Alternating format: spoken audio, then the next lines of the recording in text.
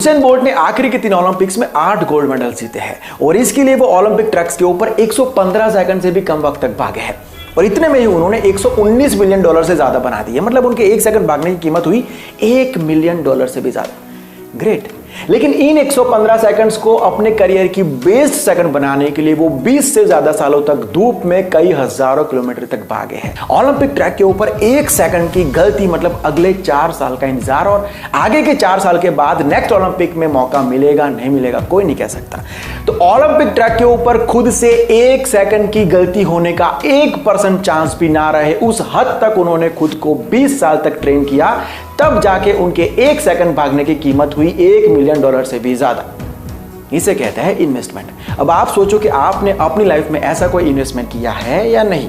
ये सवाल का जो जवाब होगा वो आपके करियर का, आपकी लाइफ के बहुत सारे सवालों का जवाब दे देगा। आर्नोल्ड, जिनको बचपन में उनके पिताजी बहुत मारते थे, पीटते थे, उनके साथ भेदभाव करते थे, माँ का बहुत प्यार था लेकिन माँ भी एक दिन दुनिया को छोड़कर चली गई। इस लड़के को इस घुटन भरी जिंदगी से बाहर आना था। उसके पिताजी चाहते थे कि वो पुलिसमैन बने, लेकिन लड़का चाहता था कि वो दुनिया का सबसे बड़ा बॉडी बिल्डर बने। घर से सिर्फ 3 दिन जिम जाने की परमिशन, उसके हार्ट में वाल्व की बीमारी, पैसों की कमी, कोई सपोर्ट करने वाला नहीं, कोई बैकअप नहीं, लेकिन फिर भी लड़के ने अपना फ्यूचर लिख दिया था कि चाहे कुछ भी हो जाए, मेरी किस्मत, मेरे हालात, मेरी दुनिया, सब कुछ मेरे खिलाफ हो जाए तो हो जाए, लेकिन मैं अपने लक्ष्य तक जरूर से पहुंचूंगा और इस बात को, इस भविष्य को कोई नहीं बदल सकता है। आगे चल के उनको कंपलसरी मिलिट्री ज्वाइन करनी पड़ी, लेकिन फिर भी वहां पर भी उन्होंने बॉडी बिल्डिंग को नहीं छोड़ा।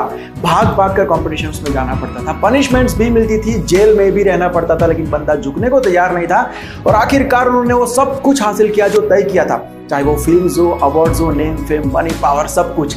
इसी को कहते हैं मैंने मेरी किस्मत खुद लिखी है। एक बार अकबर ने तानसेन को कहा कि तुम्हारे जितना प्रतिभावान इस दुनिया में ना कोई है ना कभी होगा। तानसेन ने कहा कि नहीं, मेरे जो गुरुजी है हरिदास जी, उनके सामने मैं कुछ भी नहीं हूं। अकबर ने कहा कि तो फिर उनको मेरे सामने पेश किया जाए। तानसेन ने कहा कि वो नहीं आएंगे, आपको जाना पड़ेगा। दोनों निकल पड़े, लेकिन हरिदास जी का घर जब नजदीक था तो तानसेन ने कहा कि महाराज हम यहीं पर दूर खड़े रह के उनके गाने का इंतजार करेंगे, झाड़ियों में छुपकर, वो जब गाएंगे तब आप सुन लेना। महाराज ने कहा कि ये क्या बात हुई, जाओ उनको कहो कि महाराज खुद आए हैं। तानसेन ने कहा कि उनको कोई फर्क नहीं पड़ता आप कौन हो।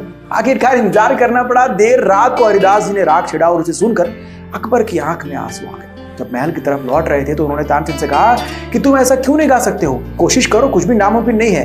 तानसेन ने कहा कि मैं ऐसा इसलिए नहीं गा सकता हूं क्योंकि मैं दरबार में आपकी खुशी के लिए गाता हूं, मेरे गुरुजी अपनी खुशी के लिए गाते हैं। बात प्रतिभा की नहीं है महाराज, अपने काम के लिए ये भाव, ये प्यार हर इंसान में नहीं होता है। काम के लिए प्यार और काम से मिलने वाली चीजों के लिए प्यार, दोनों में बहुत बड़ा अंतर होता है महाराज। विल स्मिथ जब 13 साल के थे तब उनके माँ बाप अलग हो गए थे, तभी से उनकी जिंदगी में स्ट्रगल शुरू हो गई थी। टीनेज में ही उन्होंने अपने रैप करियर की शुरुआत कर दी थी। पिताजी के साथ जाकर लोगों के घरों में रेफ्रिजरेटर्स इंस्टॉल करने का काम भी करते थे। वैसे पढ़ाई में बहुत ही तेज थे, लेकिन रैप को ही उनको करियर बनाना था। इस फैसले से उनके माँ बाप खुश नहीं थे। वो चाहते थे कि उनका लड़का अच्छी सी पढ़ाई करे और एक सिक्योर जॉब ले ले बस।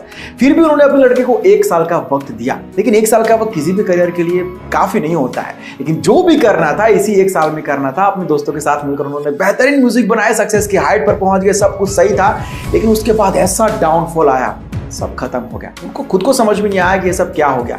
लेकिन भाई ने हार नहीं मानी, एक्टिंग के ऑडिशंस देना शुरू कर दिया। वैसे ये एक रैंडम डिसीजन था जो उनकी गर्लफ्रेंड ने लिया था, लेकिन इस 10 मिनट के ऑडिशन ने दुनिया को एक रियल एक्टर दे दिया। उसके बाद का इतिहास आप जानते हैं। जिंदगी में कभी कभी डाउनफॉल जो है ना, वो आपको ऊपर ले जाने के लिए आते हैं। तो ऐसे हालातों में क्विट मत करो, पेशेंस रखो, सब सही हो जाएगा। भाई का नाम टेड विलियम। जिंदगी में पहले सब कुछ सही था, रेडियो में अनाउंसर थे, लेकिन किस्मत ने ऐसी करवट ली कि सब कुछ खत्म हो गया। 20 साल तक सड़कों पर भटकना पड़ा, 2 वक्त का खाना तक नसीब नहीं होता था। लेकिन उन्होंने सोचा कि मेरी किस्मत मुझसे सब कुछ छीन सकती है, लेकिन मेरी आवाज नहीं छीन सकती।